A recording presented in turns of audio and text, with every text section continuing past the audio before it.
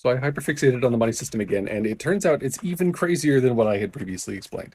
I, like a lot of people, was taught the fractional reserve banking system of money production, banks being able to loan out X amount of deposits to generate further income and effectively create money.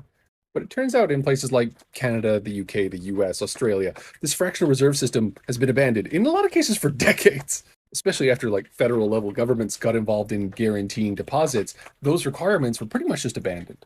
The banks do still have capital requirements, but that is a very different calculation. What this means is that when you go into a bank and take out like a $10,000 loan, they aren't pulling $10,000 out of reserves or out of deposits or out of, assets. What they're doing is they're opening an account, which is effectively an entry on a spreadsheet, typing $10,000 into that and linking it to your account. They are in effect creating it out of nothing. But the contract that you sign that promise to pay that $10,000 is now an asset on the bank side of the ledger. So from an accounting perspective, assets to liabilities didn't really change.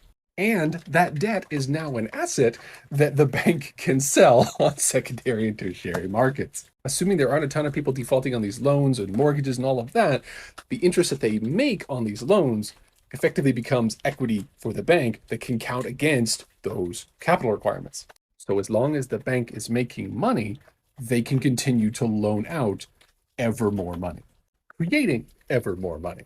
And of course, to protect themselves from that possibility, they can loan money to each other or from the central bank itself.